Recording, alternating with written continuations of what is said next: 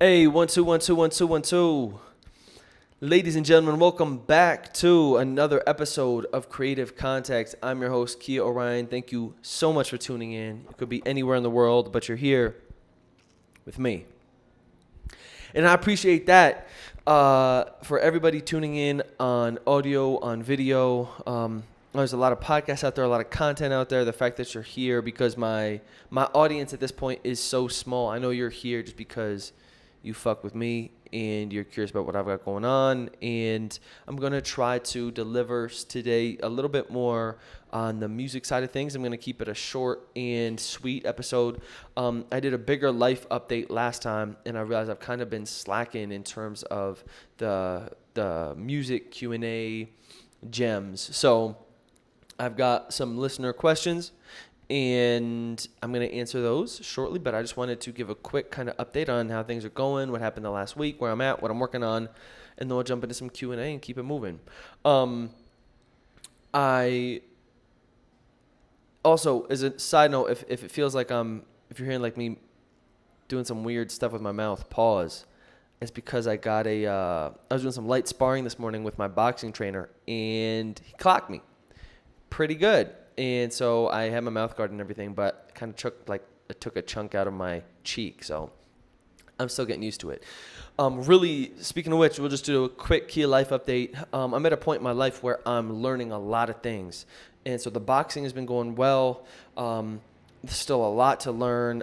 I'm constantly trying to improve in these small areas, but it's one of those beautiful sports and one of those beautiful things that is like an endless game, because you can never I think fully master. There's always stuff to improve on. And so it's just also when I see the road in front of me, like how far I have to go in order to get where I want to be, it's like incredibly daunting. So I just try to take it one step at a time. And I think that's how I've just approached learning at this point in my life. So right now I'm trying to learn boxing. I'm trying to learn Spanish. Let me take it back. I'm not trying to learn anything. I'm learning boxing. I'm learning Spanish. I'm learning dancing. I just started taking dance lessons out here. I wanted to learn a little bachata because I feel like it's a good skill to know. I tried salsa. It was a little bit too high intensity for me at the time, but I still want to learn how to dance. I think one, it'll help me with my boxing. Two, I think it's a fun social event because out here the online dating just is not really doing it for me. And so I'm like, how could I also meet cool women? And so I like kind of the social element. It's also learning. I think those partner dances, I think you can do at earlier times of the night before it becomes just reggaeton or just crazy bump and grind club stuff, which is not exactly my scene. So I'm like, it'd be cool to kind of get down some of those social dancing moves. My dad's side of the family, I have some Cuban blood in me, so I need to learn how to do some partner dancing. So I'm learning that. I really would love to start taking some voice lessons because I think that's one of the biggest pieces holding my music back right now. And I realize that that's also an excuse, kind of a limiting belief for myself, because a lot Drake isn't a fantastic singer, and he's the artist of the decade. So I think Mac Miller wasn't a fantastic singer, but I do think it would be cool to be a better singer. So I've been singing a lot. I actually bought an online course for it. I didn't love it though, but it was cool. But I've just been doing more daily vocal practices, warm-ups, all that sort of stuff, and trying to find my range and all that sort of stuff to become a better singer, because I think that would be really cool and help my music. I really want to level up the music, which I'm going to talk about here in a second. And then learning kind of online marketing, music marketing stuff at the same time. I think there's a lot of marketing that I know when it comes to running a business, but the artist piece is different. And so I've been shooting a lot of videos for every single song for the Song a Week challenge, and it's been cool. It's been a big learning experience though. So to kind of pivot into that, where I'm at in terms of the tunes, what I want to do, I've been listening to a lot of Russ interviews, and so it's got me feeling really motivated. And it was so cool. I was just he did the Song a Week thing and then took it more seriously, and kind of, it took off for him in 2014, 2015. and I finally feel ready. Like, I know I've said that 1,000 times because it kind of comes in waves. Sometimes like I'm really making some cool stuff. I'm feeling ready. And then I'll feel like kind of artisty, insecure, and pull back and be like, I'm just not sure if it's there yet, or I want to do other stuff. But I'm finally like, Kia, like, just go for it. So I've been making songs every single week. I shoot for like 2 or 3 songs a week. Sometimes they're trash, sometimes they're okay. But I'm in the 40s now. For 40 weeks straight, at least 40 something weeks straight, I've been releasing a song a week. But I realize people aren't listening to them, so I want to create more video content for them. So over the last maybe 2-3 weeks now, I've been shooting videos for every single song. And it's cool. It's not like they get a ton of love, but they definitely get more attention than just the song cover art. And so now that I'm getting better at those, I'm still learning how to do my lighting. I'm still experimenting with a lot of stuff in that regard. But I want to start also doing more covers. I want to try doing some YouTube covers of popular songs to maybe get some like organic traffic that way. And I'm learning how to run Facebook ads for indie artists. So just trying to grow the fan base and follow the dream, pursue the dream, blow up as an artist, small step by small step, brick by brick. And that's what I've been working on, is spending a lot of time trying to make better songs, working on my mixing, and then also getting the music out there, doing more music promotion stuff in terms of video content, and Instagram clips, YouTube, all that sort of stuff. So it's an adventure, and even if it isn't exactly going at the pace maybe that I would like, what is cool is I think these videos and these podcasts will serve as well as kind of cool, kind of like marking points to kind of see where my mentality is at, to be like, wow, I just wasn't there yet, or I'm getting close, or whatever. And I feel like I'm finally starting to make some cool music. I feel like the mixing is finally getting to a point where it's like, okay, this sounds good and professional quality. And now it's just figuring out how to actually find the people that dig those songs, dig the tunes, dig the stuff that I make, and to just trust my gut, make the stuff that I want to make, even if it's super weird. I got some really wonky, wacky dance tunes coming your way.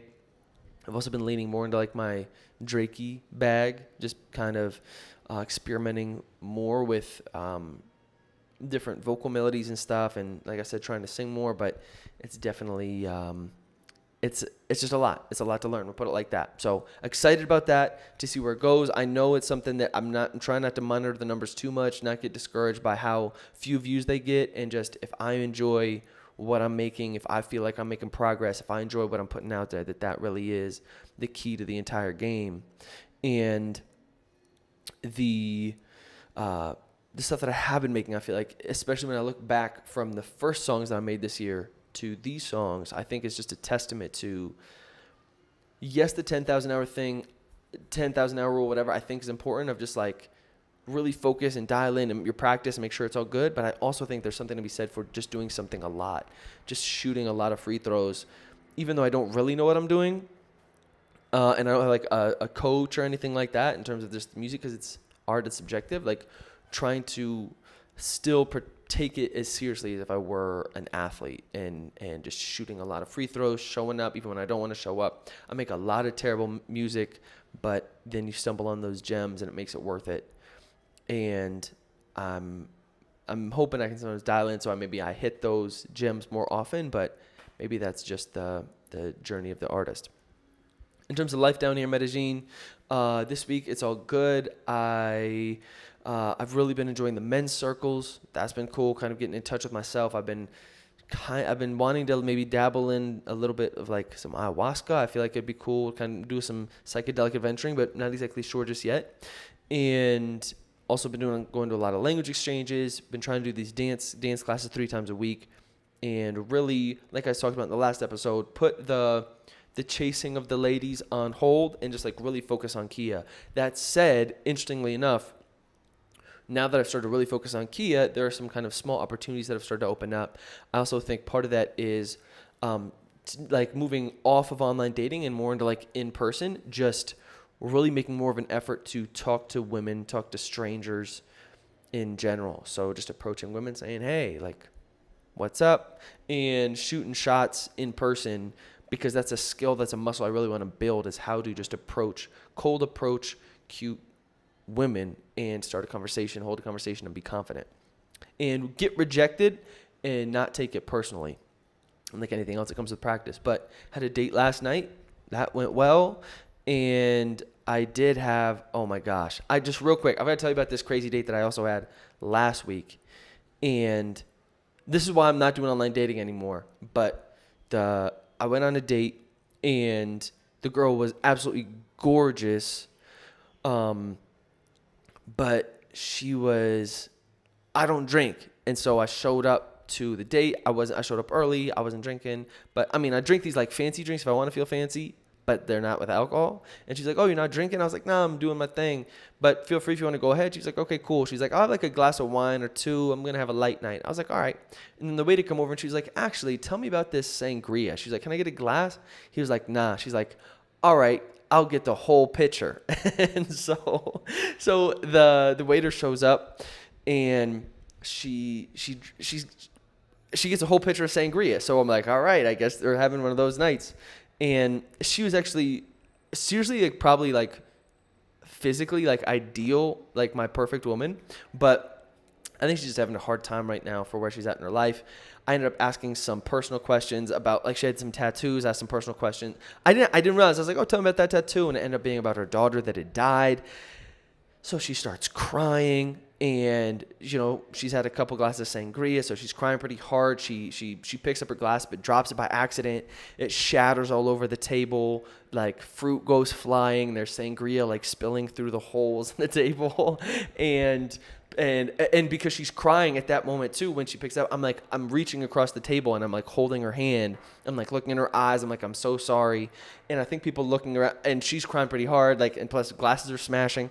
And so people are looking over at us, and I think they think we're breaking up or something like that. Like, I'm holding her hand. I'm like, "I'm so sorry." She's crying. Sangria's everywhere. So I was like, let's just say the night, it wasn't my best date. And after that, I was like, let me pump the brakes on the online thing and catch some more vibes in real life IRL and see where that goes. And so I had one last night that went really well, and have one tonight. And I think, like anything else, dating as well is like a muscle. Just learning how to be. I went to a book club meeting this last week too on how to win friends and influence people, and really trying to implement more of that. And like dating, I think, is great. It's just like learning how to listen, how to be interested in people, how to ask interesting questions, and how to make it less about yourself. And I now go into more dates with fewer expectations, just kind of going in with an open mind, saying if this goes wherever it goes, and that's okay. I'm not trying to have it be like, ooh, like trying to hook up with her, or have it being like, do I do this? Do I do that? Just like going almost like no rules, and just saying, let me just have as much fun on this as I can with this other person that I'm about to meet, and make sure that they have fun too, and just be as interested in them as possible. And so that's been kind of a mindset shift as well, as just working on listening better, all that sort of stuff. So I'm just at a point, I'm at a very like growing point in my life where I'm really trying to become that man that I want to be. And that even comes into having the balls to jump into it with the music stuff and really kind of go for it. Speaking of music, let me get to some of your questions, because this is, like I said, this was an episode that I wanted to keep relatively short. But I did find some really cool questions this week that I wanted to chop up with you guys, that I just felt like would make for good content, because these are questions that I remember I thought about a lot. I think about a lot still sometimes. So let's jump into the Q&A part of the show. Okay, so the first one is by Max Newcomb. How do I mix an 808 as loud and clear as Oh Boy? Hey everyone, I've been banging my head on this for days. How to mix 808s as loud and clean as Oh Boy? So I'm going to be honest, Max, I don't know who Oh Boy is, but the key to 808, the key to getting anything loud in the mix is understanding that it's contextual to the mix, because you only have so many frequencies, you only have so many decibels that you can push volumes on things. So getting your 808s louder might actually be just removing other instruments with a lot of low end. I was going to say O-end because it's Oh Boy, but low end, or really, or how does it mesh with your kick? Those sorts of things. Do you even need the kick? Could you just rock it with the 808? There are also a lot of tips and tricks. I would recommend Googling what's his name? He's an engineer. Google Young Thug's engineer. He has Alex Tomei. He has some really cool tutorials on how to get like really gritty, like banging 808s. But again, those are like supplements. You want to get like 90% of lifting from just making sure that it's clear in the mix, period. And then it's all those little tweaks that end up kind of making it, that's your special sauce. But I would first recommend looking into does the 808 hit in regards to the other parts of your track? And that might be worth looking into. Okay, this one's That Boy 1000. Best non-free music distribution, period. Yeah. I'm actually going to skip that one because I thought that was best free music distribution, which I was going to say DistroKid. I don't know the best paid music distribution, I'm going to be honest with you, so I'm skipping that one. And I'm an honest man. I only answer questions I know the answer to. Cryo Paint. I've been making beats for 10 years and I still suck. Interesting. This kind of goes against what my concept was before about do something long enough and you get good at it. He says, blah, blah, blah. Start making beats on machine but never grind it consistently. Hate everything I make. Generally think I suck at producing. Any tips for pushing through that? Something I want to make good, but it never happens. Maybe I'm too hard on myself. Listen, I feel you, man. I'm 10 years into my own stuff. I just today I was listening to a track I made yesterday and I was like, this is terrible because I need to learn to sing. My joint is super flat. But you also, it depends how bad you want it, right? So it sounds like when you said you've never been grinding consistently, I think that's the difference is, yes, I still struggle with that artist Gemini piece of myself that's like light and dark. Some days I'm like, I'm the best. And sometimes I'm like, why am I even doing this? But I think in terms of the grinding, I think that's the part that I can't say that I relate there because my joint has been the whole thing has been a grind. So I think that when you really set your mind to something and you really want to do it, I think then the consistency piece is the key. So rather than judging yourself on this, make sure you do it consistently, and then you can say, maybe I'm whack, maybe I'm not. Where now I've been grinding at this for a long time, doing the song a week thing now, and treating it more like a professional for the last few years. I feel like I'm a better objective perspective on like when I actually make stuff that's terrible and being like, not everything is terrible. So that's a good sign. This one's by Outlaw. Where do rappers like Russ get their samples from? Great question. Because anything that has to do with Russ, I'm going to be a fanboy of. And that man really, just as a quick Russ aside, I've been going back listening to Russ stuff. Like, he's a legend, man. He's such a good rapper. His melodies are super cool. Like, and he's just one of those guys that I really think it's just from grind and he does it. And so I respect him so much. Huge Russ stan. A lot of those samples that you hear that like Russ flips or J. Cole, I've listened to him talk about it before. It's like you're just like in life. You'll be like in the cab, hear something that inspires you, you Shazam it, use it later. Or you'll be in a restaurant, hear something that inspires you, Shazam it, use it later. Like you just got to use life as your inspiration, and I think that's a big help. This one's by Link All. I have an opportunity to send beats to Travis Scott's DJ. Any tips for sending packs and dealing with an artist this big? How should I send the pack as a zip or just attach them through email, not trying to fumble the bag? Yeah, man. Google this. There's a lot of people that walk you through it. Before I pitched beats to big artists, I pitched beats to A$AP Ferg's manager, A$AP Rocky's manager, a couple other big artists. You really want to make it as easy as possible for people to open and listen to your tracks. And then if they do want to use it, it's super easy. You want the BPM included in the song title. You want your name included in the song title. You want, if you can, the key in the song title. You can attach them to email, but there's definitely an etiquette. I've been out of the loop for maybe like a year on this, so Google it. It may have changed since then. But again, the worst thing would be for them to listen to it like the beat, but because it's like hard, it's like just a weird title. They don't know who it is. They get pitched so many beats. So make sure you come correct on that because you want to make it as easy as possible, little as friction as possible. This one by It's Now or Never.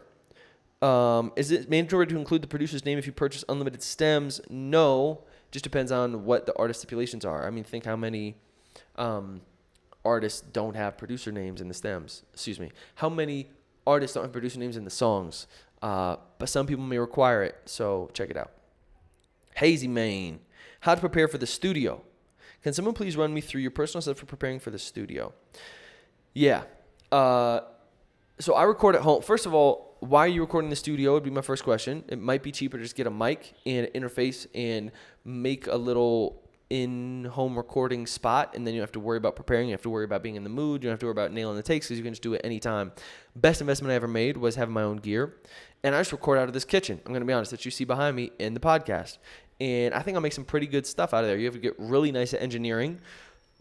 Excuse me, but my IQ game is on fire because I have to EQ out a ton of terrible frequencies and stuff. But again, you got to remember, people don't really care. So there's that. But that's not answering your question. Your question is, you're recording in the studio.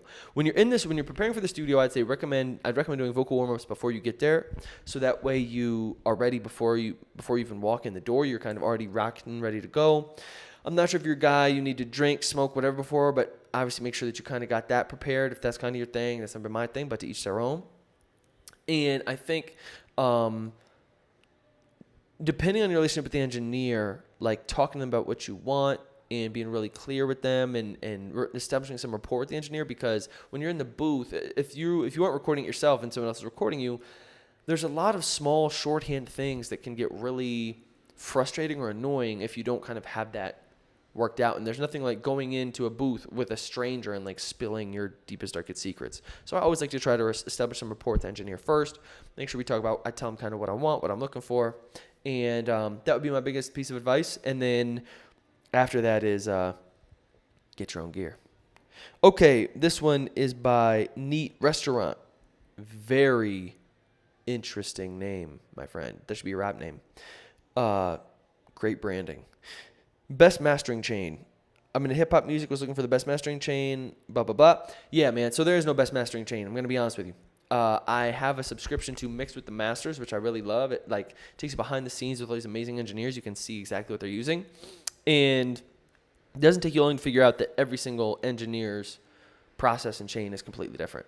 The guy who mixes The Weeknd, Elangelo, his mastering chain is completely different than the guy who mixes Jack Harlow and Megan Thee Stallion. What's his name? Leslie Brathwaite. It's just different. It depends what you want. Some people, it's like with Elangelo, with The Weeknd, his plug-in chain is like 60 things. With Leslie, he keeps it pretty cut and dry, pretty simple. And it's whatever you need to get the job done. My mastering chain these days looks like a little bit of EQ, light EQ. It looks like some distortion, a little bit of distortion. Mastering is all about really small, slight movements. Like, you don't want to be making a bunch of big changes on your mastering chain because it's affecting your entire track. So when you're mastering, me personally, I believe, it's small things, getting small things to stick out that you want, and then really it's getting the volume for the track. For me, that's where a lot of my volume comes in, is when I'm mastering. So I get my track to sit around like -4 to -6 before I send it to mastering. By sending it to mastering, I mean I just like start mastering. And then my mastering chain looks like an EQ, looks like some gentle distortion, a little bit of distortion above like 1,000 megahertz, somewhere in there. It's like 800 and above. I don't like to do a lot of distortion on the lower end, but I do like to kind of bring the highs out a little bit, the hi-hats, some of the vocals, some of the snare. Just bring those out. It gets a little sparkly, little sparkly darkness on the top. And then what is next? And then I add a compressor through T-Rax. You can use anything though, but I just like I think it's a bus compressor. And I get about -1. I think it's gain reduction of -1 on the whatever it's called. It's the on the little metering thing. I get it up to like -1, which is like it's just 0, and then it goes only like 10 or whatever, something crazy, 20. You don't want to add a ton of compression, again, to your mastering track, but you do want to maybe glue it a little bit together. And with your compressors, though, you can get a little bit of volume. So I start to get some of the volume from the compressor. I get about -1 dB of headroom, something pretty slow attack, pretty slow release. It's nothing super crazy. And then I get most of the sauce when it comes to mastering is if you have a soft clipper.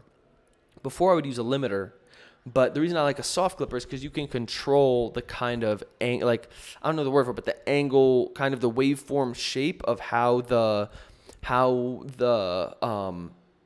kind of the frequencies, like they're gonna knock up against it. So it's like a limiter is pretty much just like you get what you get on the limiter, where you can, as a soft clip, you can kind of change to like more of a sine, or like more of like a soft sine, kind of a curve. You can have more like a curve, and I just like a soft clipper a lot. So I get almost all my volume from a soft clipper, and then I'll add a limiter at the very end of the chain. Actually, I'm lying. Almost the very end of the chain with my Fab Filter Pro L2, and then I'll maybe boost it only like 1.5 or 2. But if I'm going to have anything on like clipping in that limiter, it's going to be the kicks and the snares, and that's it. I don't want my whole track like clipping on that thing. So a little bit of maybe light limiting at the end if it needs it. And then at the very end, when I said I lied, is you want some sort of a loudness metering thing. There are a bunch of different plugins out there. I use one that's called Ulean. It's free. And I like to bring my tracks in. On Spotify, it's called LUFS. It's too much to describe it right now, but it's pretty much like the overall general how loud the track is as a whole.